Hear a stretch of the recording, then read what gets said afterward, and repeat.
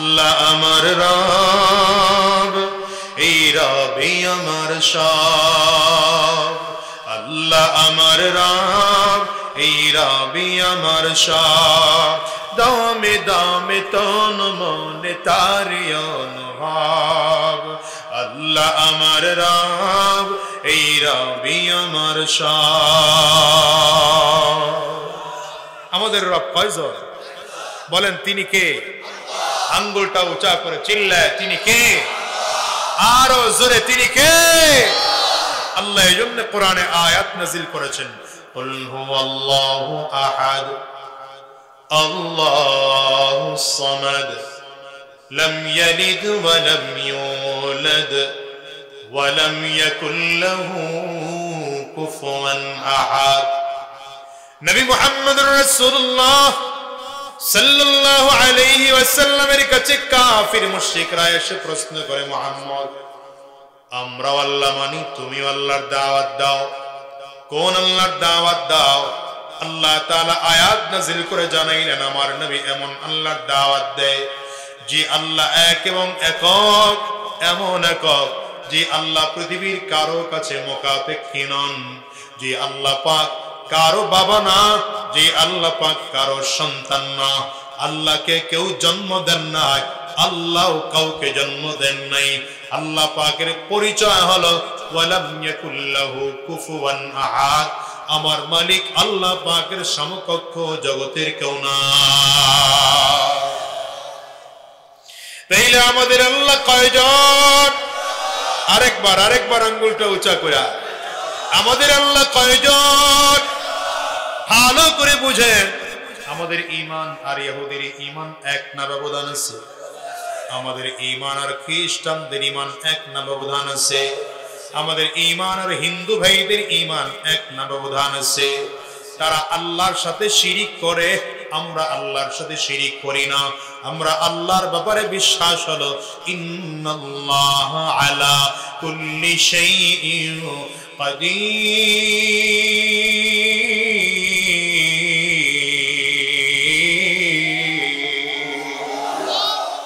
আল্লাহর ব্যাপারে আমাদের বিশ্বাস হলো সকল ক্ষমতার একমাত্র মালিক হলেন আমার আল্লাহ।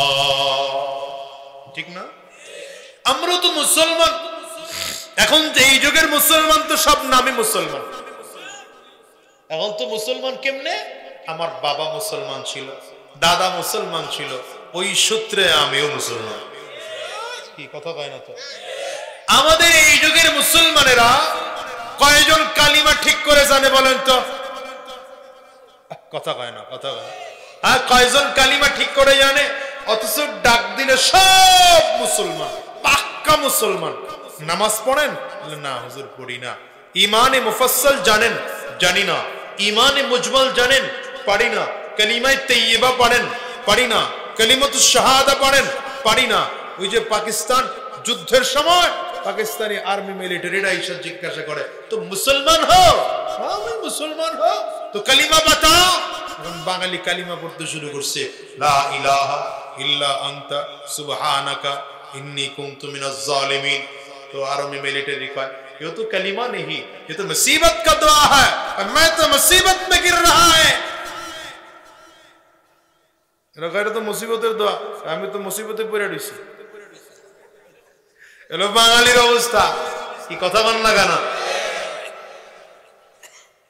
দেখেন, যেই যুগে আমরা কাফির আর মুশরিকদের অনুসরণ করার জন্য পাগল, এই যুগের মানুষ এখন দেশটারে আমেরিকা বানাবে কেমনে সেই চিন্তায় আছে, রাশিয়া বানাবে কেমনে সেই চিন্তায় আছে, ওই চায়নার মতো আধুনিক বানাতে চায়।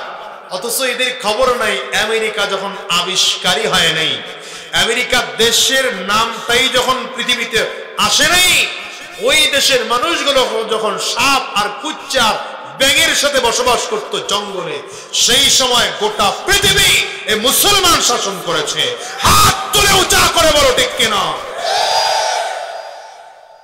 গোটা পৃথিবী মুসলমান শাসন করছে। কি শাসন করে নাই? কি শাসন শিখছে না? এখনকার এই যে আমি মাঝে মাঝে বলি, রাগ করতেছেন আপনারা? ওয়াজ একটু পরে করি, কি কম? আমার ভাই আমারে বড় টাইট দিয়ে মাহফিল রাখছে যে কয়ে গেছে এখন কি করবো, আলটিমেটাম দিয়ে রাখছে আপনাদের এলাকায়, মাঝে মাঝে আশা লাগে, এমন করে থ্রেট যদি দেয় পরে তো আশাই যাবে না, ভয়ে মাহফিল নিছি। আল্লাহ, এই যুগের মানুষ ইসলাম কারে বলে জানে না তো, কোরআন কাকে বলে জানে না তো, অথচ নবীজি দেখায় গেছেন কোরআন দিয়ে দেশ পরিচালনা করা যায়, গোটা বিশ্ব পরিচালনা করা যায়। আমার নবী দেখেন, খুব ভালো করে বুঝেন, মদিনায় গিয়ে রাষ্ট্র পরিচালনার প্রধান হলেন, প্রেসিডেন্ট হলেন, ধরে নেন 10 বছর। কত বছর বাবা কথা বললেন? কত বছর? এই জুয়ান্নার একটু জোরে কথা কয় তো ভাই, কত বছর? নবীজির ইন্তেকালের পরে আবু বকর সিদ্দিক রাদিয়াল্লাহু আনহু রাষ্ট্র পরিচালনা করেছেন মাত্র 2 বছর, একটু বেশি ধরেন 2 বছর, 10 আর 2 কত হলো?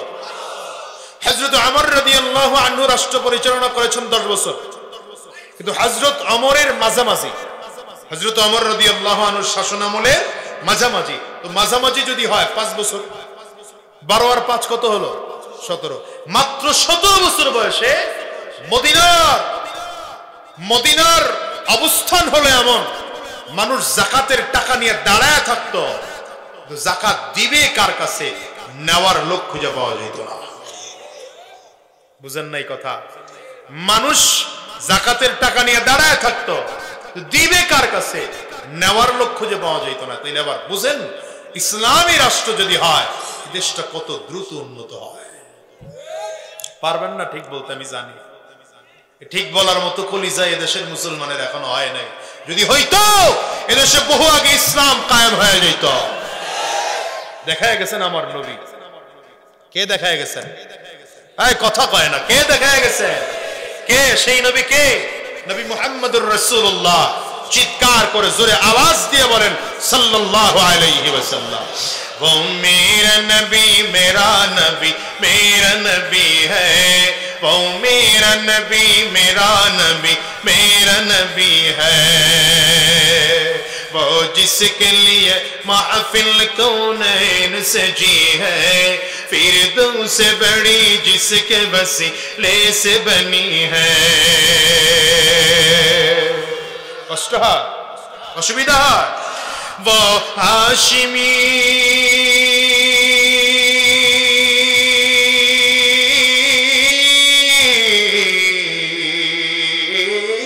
वो हाशिमी मक्की मदनी युल अरबी है, वो मेरा नबी मेरा नबी मेरा नबी है।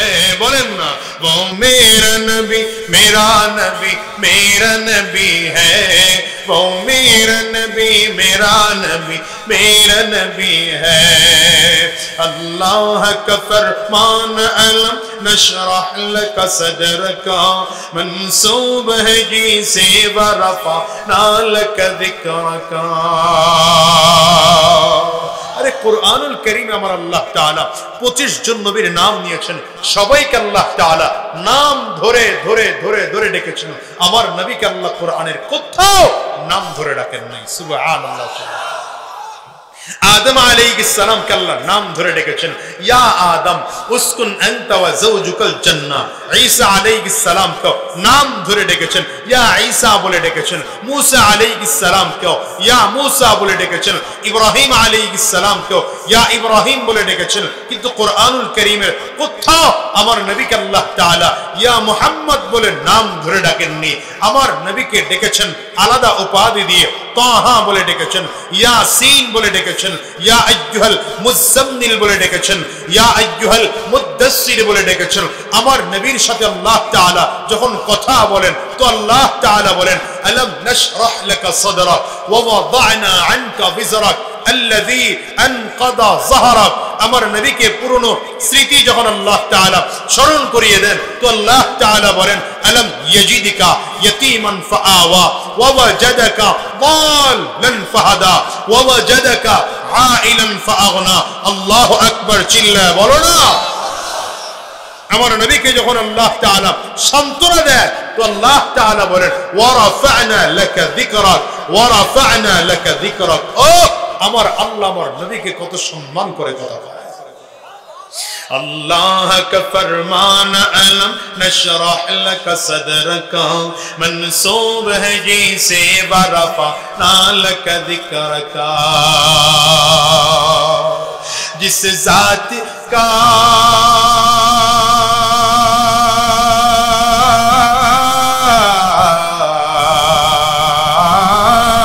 जिस जात का कुरान में भी जिक्र जली है वो मेरा नबी मेरा नबी मेरा नबी है। वो मेरा नबी मेरा नबी मेरा नबी है। वो मेरा नबी है। এইজন্য আমি যুবকদেরকে বলবো, যুবক তুমি দুনিয়ার নেতাগোর পিছনে দৌড়াও তো, আরে নেতাগোর পিছনে দৌড়ানো বাদ দাও, দৌড়াও তো আমার নবীর পিছনে দৌড়াও। নেতা বানাই বা তোমার নবীকে বানাও, নেতা বানাই বা তোমার নবীকে বানাও। আইডল আইকন কাউকে বানাইতে চাইলে সে আমার নবীকে বানাও। চিল্লায় বলেন ঠিক কি? স্লোগান আমার নবীর জন্য হবে? কথা কয় না হবে। মোর একটা জাতি লয়ে বললাম মনে হয় হবে নাকি আমার নবীর জন্য একটা স্লোগান? তোমার নেতা আমার নেতা, জানেন এই স্লোগান? জানেন আপনারা? তোমার নেতা আমার নেতা, আমরা সবাই রাসূল সেনা, ভয় করি না। পারবেন স্লোগানটা দিতে? পারবেন? ভালো করে পারবেন? কাশি দেন, গলা ক্লিয়ার করেন, ওয়াজ একটু বড় করে দেন, কাশি দেন, আরে ভালো করে কাশি দেন। এবার দুই হাত টান টান করে উঁচা করেন, ভালো করে উঁচা করেন। ডানে আর বামে তাকায় দেখেন হাত কে তুলে নেই, তার ধরে হাতটা তুলে দেন। হ্যাঁ, ভালো করে দুই হাত উঁচা করেন, মাশাআল্লাহ। হাতগুলো মুঠ করেন, একটা ঝাঁকি দেন, জোরে সোরে একটা ঝাঁকি দেন, মাশাআল্লাহ। আর কণ্ঠের যতটুকু আওয়াজ আছে পুরোটা আওয়াজ ছেড়ে দিয়ে একটা তাকবীর দিতে হবে। রেডি? বলে না রেডি? ভালো আওয়াজ পাই না। রেডি? নারে তাকবীর। না, গাড়ি ভরা বসাইল না আওয়াজ, আরো জোরে লাগবে। নারে তাকবীর। এটা মোটামুটি হইতেছে, দেখা যায়, হবে ইনশাআল্লাহ। নারে তাকবীর। তোমার নেতা আমার নেতা বিশ্ব নবী মুস্তাফা, আমরা সবাই রাসূল সেনা, ভয় করি না বুলেট বোমা। নারে তাকবীর। কোরআন সুন্নাহর আলো, কোরআন সুন্নাহ যেখানে,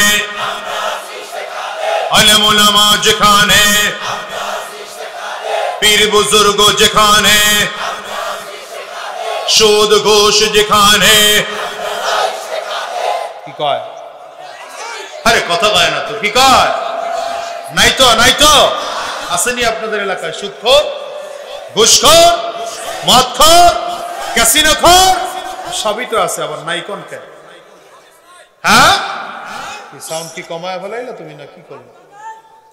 ও মিয়া, আয়া তো ভালো আছিল, এখন কি করলা? এই যাও গেল মাইকের উনি কই যে প্রথম বসা আছিল?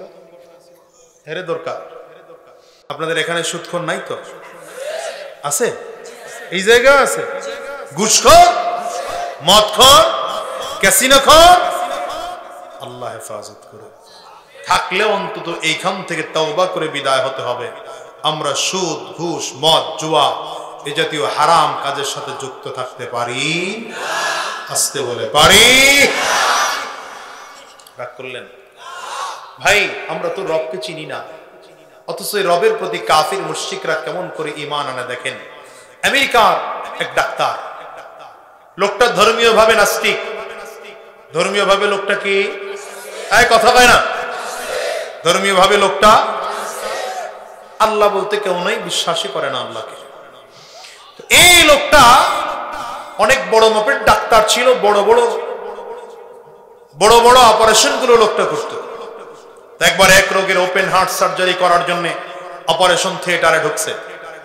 হঠাৎ করে অপারেশন করতে গিয়ে হৃৎপিণ্ডের দিকে তাকায় দেখতেছে হৃৎপিণ্ডের মধ্যে আরবি অক্ষর দিয়ে কি যেন একটা শব্দ লেখা। কি শব্দ লেখা? লোকটা তো নাস্তিক, বুঝে না। তো বোঝার জন্য একজন তার অ্যাসিস্ট্যান্ট যে সে ছিল মুসলমান। কন্যা কন্যা কন্যা কন্যা এই যে দেখছেন আমি যে বাইরে খুঁজতেছি, কারণ আছে। উনি সাউন্ড একটা দিয়ে গেছে, এখানে বসে কে যেন লারা দিছে, আবার আইছে, ঠিক হইছে। ওই যে কথা আছে না, উস্তাদের মায়ের শেষ হয়েছে। উস্তাদ তো উস্তাদি। শোনে, লবণ মরিচ তেল পেঁয়াজ তো সবার ঘরেই আছে, সবার হাতের রান্না কি একরকম? তার মানে বোঝা গেল এটার পরে রাঁধুনির একটা আলাদা ব্যাপার আছে। এমপ্লিফায়ার মেশিন এগুলো সব সবার কাছেই আছে, কিন্তু পারফেক্ট ব্যক্তি ওখানে বসা লাগে। আপনি কোথাও যাইবেন না। খানা খাইছেন? না খাইলে একসাথে খাবো। আল্লাহ, তো কি বলছিলাম? তো অ্যাসিস্ট্যান্ট ছিল মুসলমান। এই তো সুন্দর মানুষ, ভালো মানুষ, মাশাআল্লাহ মাশাআল্লাহ। এমন শ্রোতা দরকার। কে কইছিল লোকটা? আপনি পুরস্কার নিবেন আমার কাছ থেকে। এরকম সচেতন দরকার। তো অ্যাসিস্ট্যান্ট ছিল মুসলমান, নাম ছিল তার আব্দুল্লাহ। নাম কি? অ্যাসিস্ট্যান্টকে ডাক দিয়েছে, Abdullah come here, look this, দেখো তো এই লোকটা হৃৎপিণ্ডের মধ্যে এটা কি লেখা? আব্দুল্লাহ খুব গভীর খেয়াল করে দেখতেছে, লোকটার হৃৎপিণ্ডের মধ্যে আরবি 4টা অক্ষর দিয়ে একটা শব্দ লেখা, আলিফ লাম লাম হা, আল্লাহ শব্দ লোকটার হৃৎপিণ্ডে লেখা। আব্দুল্লাহ ডেকে বলেন, স্যার লোকটার হৃৎপিণ্ডের মধ্যে তো আল্লাহ শব্দ লেখা। ডাক্তার লুইজে সিং বলে, নাম তার লুইজে সিং, নাস্তিক। বলে বিশ্বাস করি না, প্রমাণ দেখাও। তোমাদের কোরআনের আল্লাহ এই আল্লাহ এক আল্লাহ? বলে হ্যাঁ। প্রমাণ দেখাও। দৌড়ায় নিয়ে আসছেন আব্দুল্লাহ কোরআনুল কারীম। দেখেন কোরআনে যেমন করে আল্লাহ শব্দ লেখা, এই লোকটার হৃৎপিণ্ডেও তেমন করে আল্লাহ শব্দ লেখা। বলে আব্দুল্লাহ তুমি যাও, কোথাও যাবে না, অপেক্ষা করো, অপারেশন কমপ্লিট করে তোমার সাথে বসবো। অপারেশন কমপ্লিট করে আব্দুল্লাহকে নিয়ে রুমের মধ্যে ঢুকছে, খাস কামরায় ঢুকে দরজা বন্ধ করে দিয়া আব্দুল্লাহর দিকে ডাকিয়ে, নাস্তিক ডাক্তার কিন্তু, বলছে আব্দুল্লাহ আচ্ছা বলো তো, আমি খুব পরীক্ষা নিরীক্ষা করে দেখলাম এই লোকটার আজকে ফার্স্ট টাইম অপারেশন, এর আগে অপারেশন কখনো হয়নি, তবে এই লোকটার হৃৎপিণ্ডের মধ্যে আল্লাহ শব্দটা লিখলো কে বলো তো? আব্দুল্লাহ ডেকে বলেন, স্যার এই লোকটার হৃৎপিণ্ডের মধ্যে আল্লাহ শব্দ লেখার জন্য এর আগে অপারেশন হওয়ার কোনো প্রয়োজন নাই। এই লোকটার হৃৎপিণ্ডের মধ্যে আল্লাহ শব্দ তিনিই লিখেছেন, যিনি আপনাকে সৃষ্টি করেছেন, আমাকে সৃষ্টি করেছেন, আসমান জমিন গ্রহ নক্ষত্র চন্দ্র সূর্য সব যে আল্লাহ সৃষ্টি করেছেন, সে আল্লাহ তাআলা এই লোকটার হৃৎপিণ্ডের মধ্যে আল্লাহ শব্দ লিখেছেন। বুদ্ধিমান মানুষ তো, ডাক্তার মানুষ, যদিও নাস্তিক, কিন্তু আজ মাথা নিচু করে ফেলছে। মাথা নিচু করে কিছুক্ষণ পরে মাথা উঁচু করে ডেকে বলে, আব্দুল্লাহ আমি সিদ্ধান্ত নিয়েছি কালিমা পড়ে মুসলমান হয়ে যাব। বলো আমাকে কি পদ্ধতি গ্রহণ করলে মুসলমান হওয়া যাবে? আব্দুল্লাহ ডেকে বলেন, স্যার কোন পদ্ধতি লাগবে না, শুধু আপনি আমার কথাগুলো শুনবেন। বলে কি শুনবো? বলে আমি আপনাকে সিস্টেম শিখিয়ে দিচ্ছি, এই পদ্ধতি অনুযায়ী গোসল করে পাক পবিত্র হইয়া পবিত্র কাপড় পরিধান করে জায়নামাজ বিছিয়ে কিবলামুখী বসবেন, আমি আপনারে কালিমা পড়িয়ে মুসলমান বানায় দেব।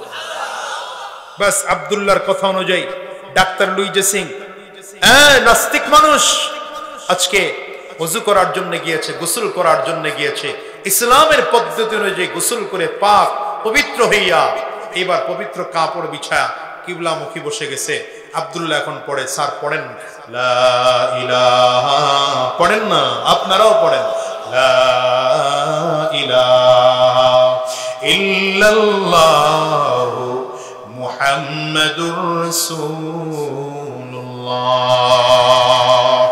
আশহাদু আল্লা ইলাহা ইল্লাল্লাহু ওয়া আশহাদু আন্না মুহাম্মাদান আবদুহু ওয়া রাসূলুহু। আল্লাহু আকবার, চিল্লায়ে বলো।